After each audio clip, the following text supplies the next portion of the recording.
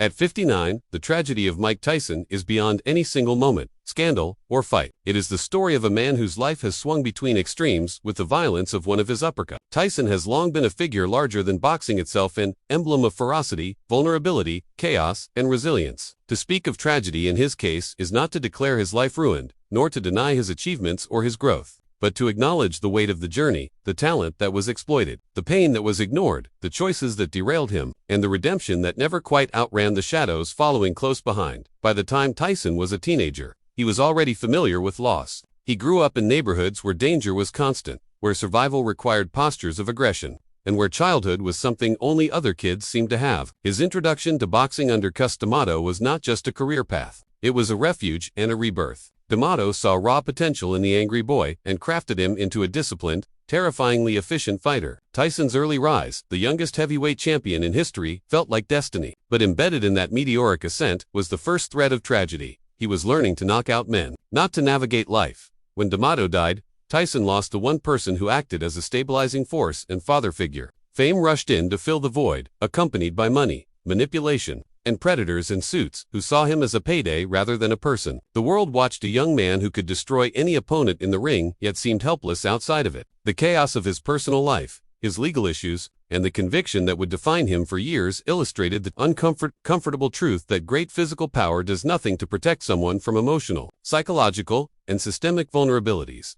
As Tyson aged, the tragedy shifted shape. The destruction he once unleashed on others turned inward. He became a spectacle, the former champion, whose violence, vulnerability, and volatility were all sold for headlines. It was painful to watch him unravel and, at times, participate in the unraveling. Yet even then, he looked for ways to rebuild himself, sometimes stumbling, sometimes succeeding. There were moments when Tyson seemed to find peace, in family, in self-reflection, in acknowledging the pain and trauma that had carved deep trenches in him long before he was famous. But even these moments were complicated. His attempts at reinvention through acting, comedy, interviews, business ventures, and later a return to exhibition boxing often walked the line between empowerment and exploitation. At 59, when people speak of the tragedy of Tyson, they are speaking about the dual reality that his life represents. On one hand, he remains one of the most compelling figures in sports history, a man who transformed heavyweight boxing and whose cultural impact is undeniable. On the other hand, his story is a reminder of how fame can devour a person, how trauma outlasts victory belts, and how the public often consumes the suffering of its heroes as entertainment. There is also a deeper tragedy that arises from hindsight. Observers now see the boy who needed protection but instead became a commodity, the champion who needed guidance but was surrounded by opportunists, the man who needed healing but was pushed back toward the spotlight each time he tried to escape it. Tyson has spoken openly about his struggles, substance use, mental health, grief, and the lingering violence within him that he has spent decades trying to understand rather than unleash. His willingness to be honest about his experiences is both admirable and heartbreaking. It reveals how much he has carried and how much he still carries.